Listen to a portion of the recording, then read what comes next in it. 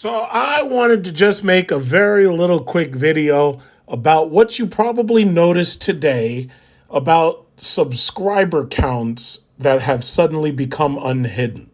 So actually, about a month ago, YouTube had given us a notification that claimed that what they were going to do was that they were going to unhide subscriber counts and they were going to make it impossible for content creators to hide their subscriber counts. Now, I'm not going to read this whole thing, but the name of the story was YouTube creators unable to unhide subscriber count or set it to public, and there's a fix in the works.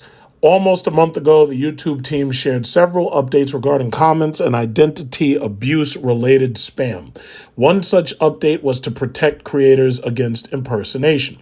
Among the changes which went into effect on July 29th is where YouTube no longer allows channels to hide subscriber counts.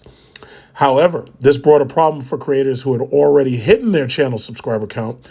They are now struggling to set it as public since this setting has been removed. Okay, so basically, from what I can tell, YouTube has already fixed this problem.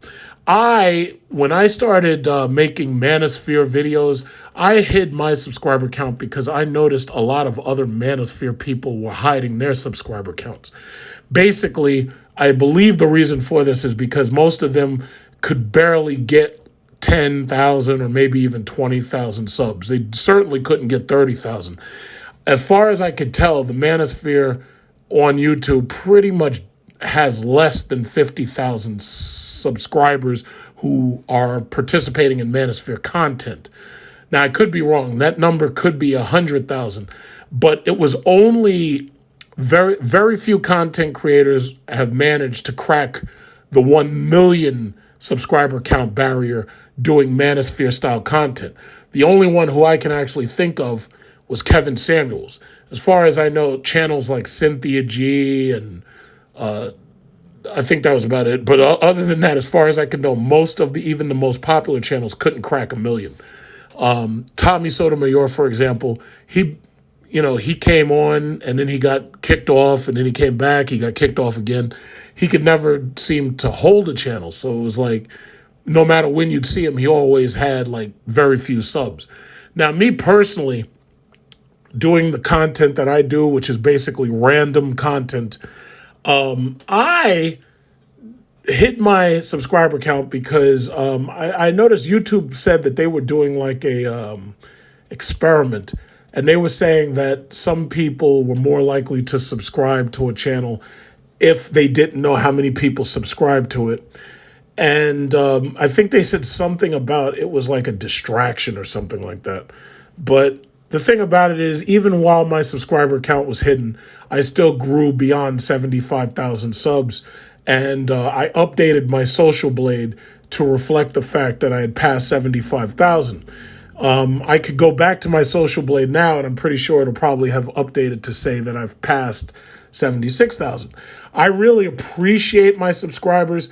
One of the things that I've probably mentioned before is I never, ever really ask people to subscribe to me, which is something that's probably my fault. Some subscribers, or some content creators, they beg constantly, oh, like, share, and subscribe. I hate saying it. My thing is, if people like what I'm doing and people like what I'm saying, it's like they're going to subscribe themselves so that they can come back. And that's just the way I've treated it. In the future, maybe I will get a little bit more aggressive about asking for people to subscribe. But the thing that kind of worries me about the subscribers is what I didn't want to have is I didn't want to have inauthentic subscribers. Now that you can actually see everybody's subscriber count, because no matter whose channel you go to, their subscriber count that they hid has been unhidden.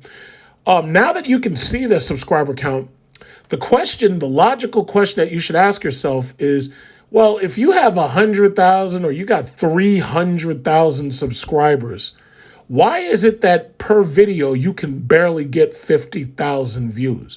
If you have 100 or 300,000 subscribers, then why is it that per video you can barely get 100,000 views?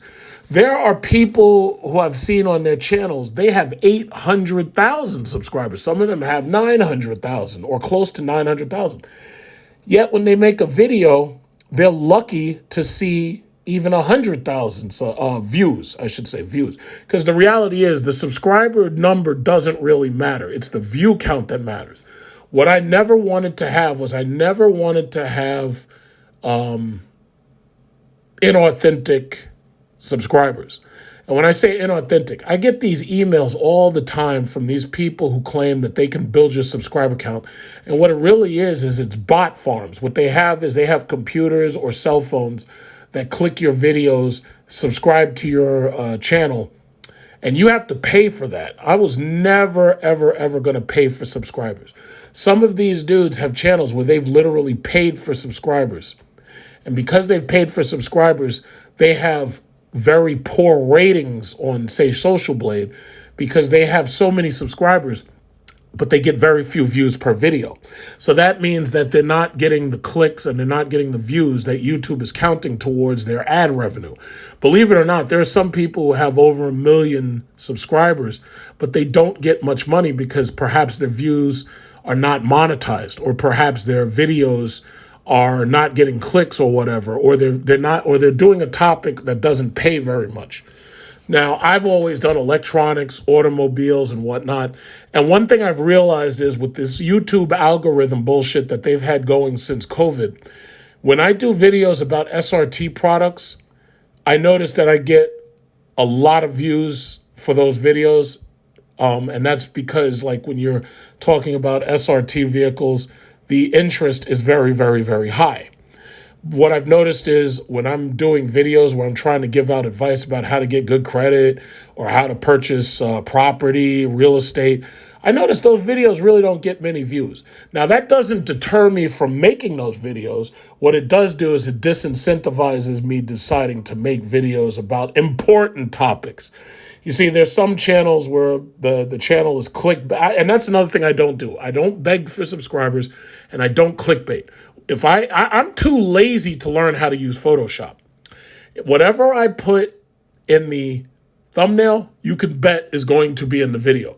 If I say that I'm quote unquote taking delivery, not delivery, I'm thinking like Medea.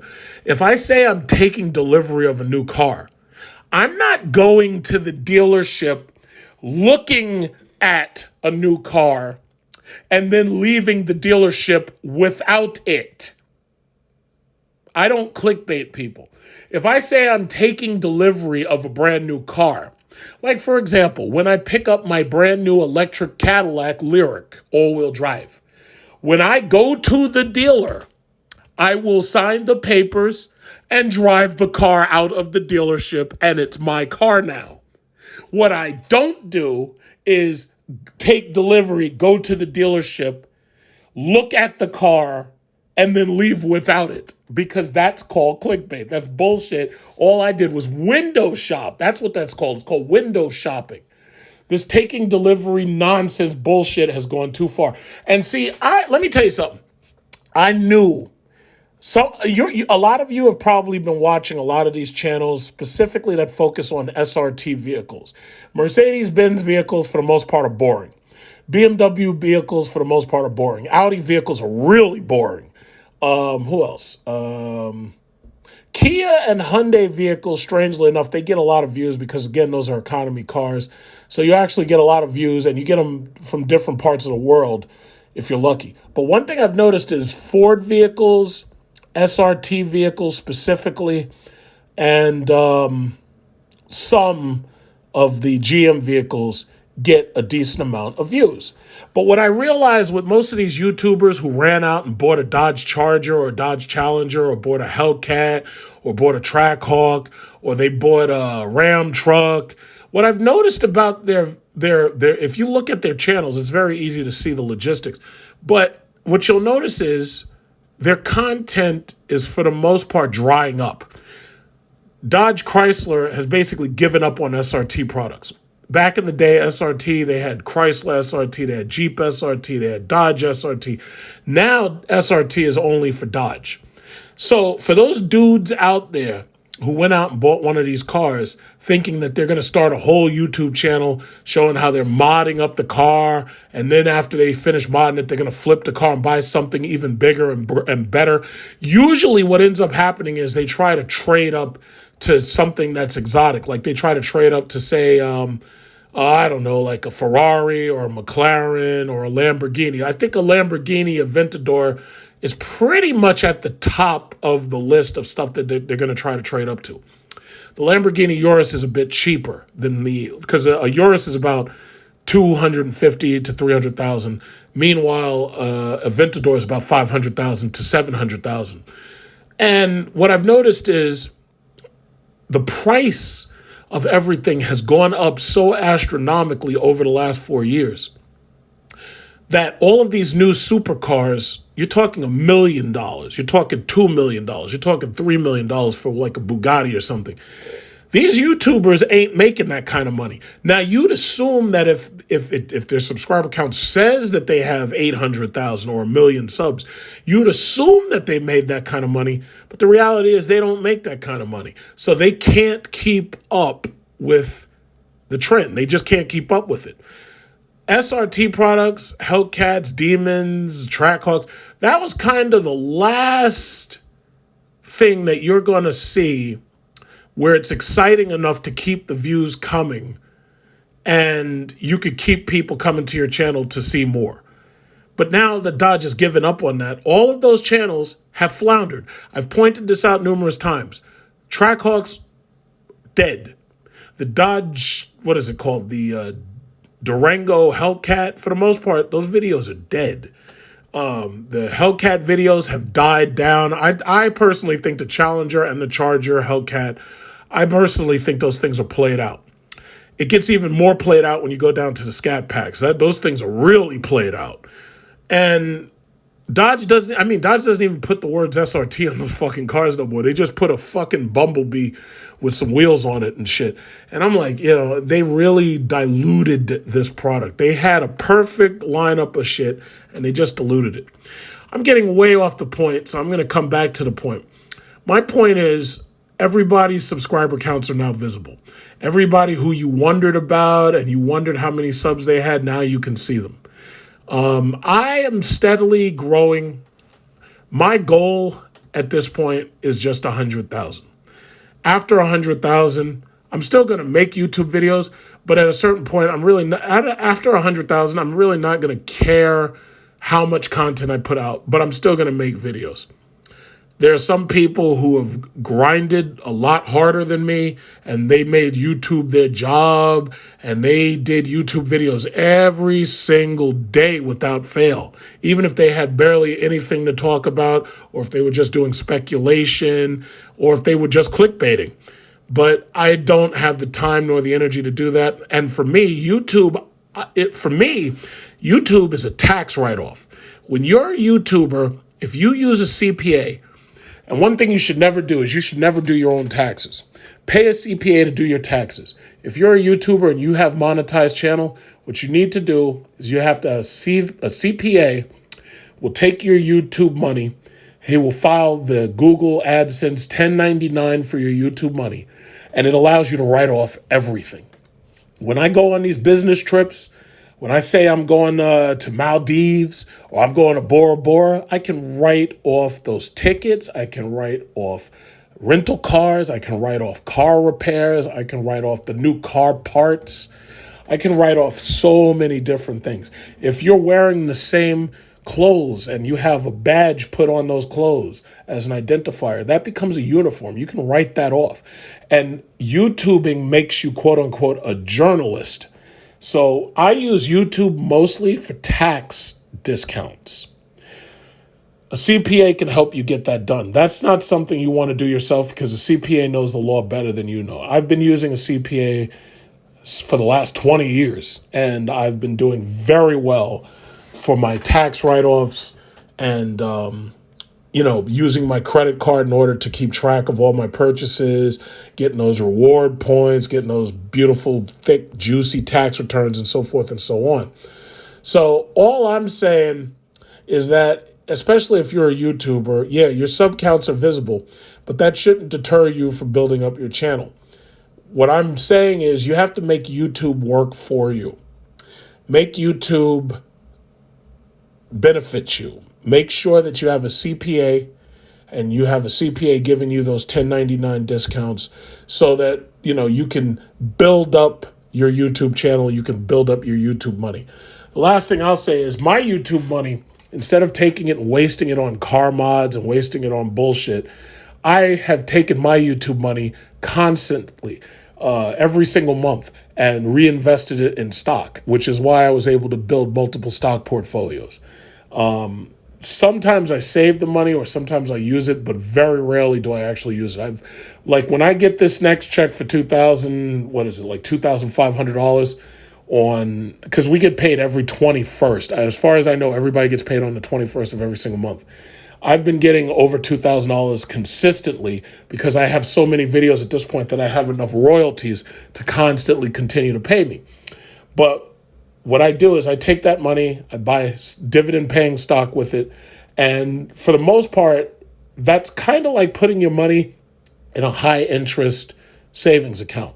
And considering the fact that the stocks that I've gone after appreciate in value, for the most part, that has yielded way more than I ever would have yielded just taking that money and putting it in a bank. So that's all I'm basically saying. The whole point of this video is to just point out the fact that YouTuber unhid everybody's subscriber count. So peekaboo, I see you. Everybody can see all of the channels that you ever wondered about.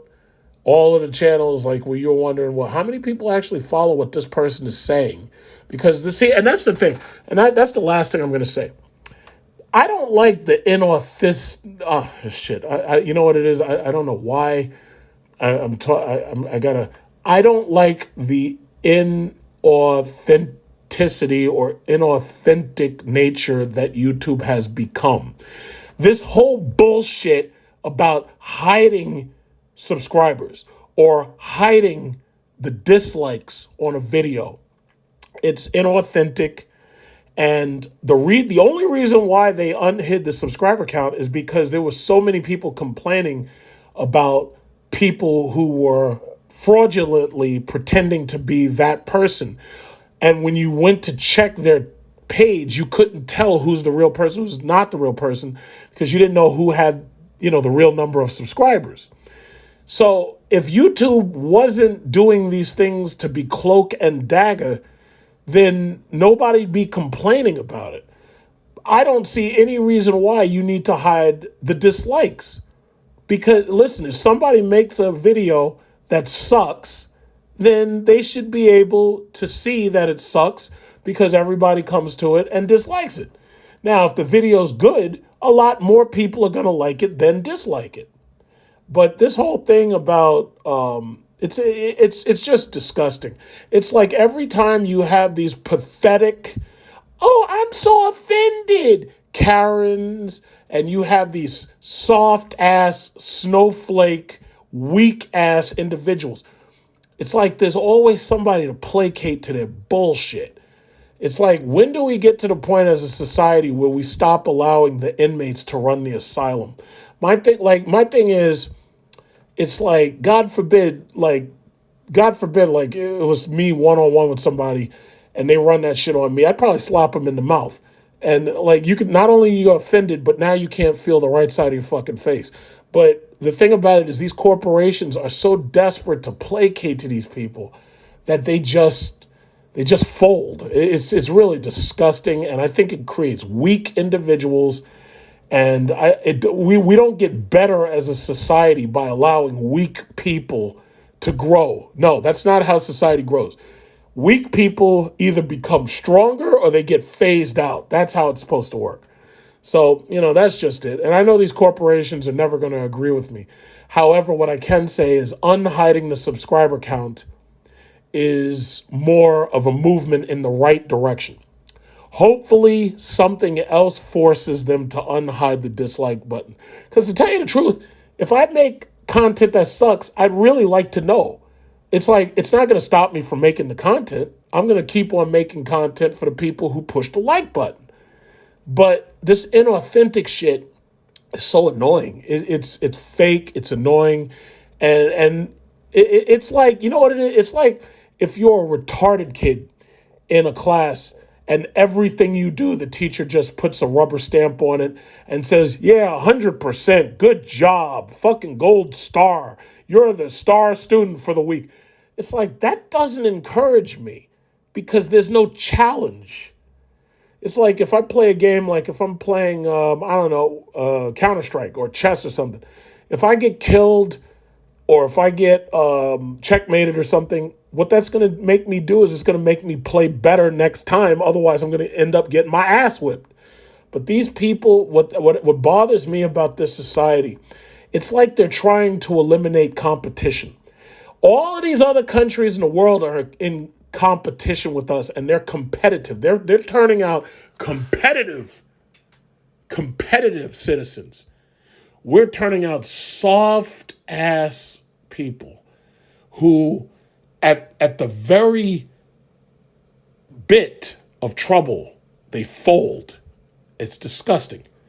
It's really disgusting, but I think I've ranted enough. So there you have it. Everybody's subscriber counts are unhidden. Peekaboo, I see you.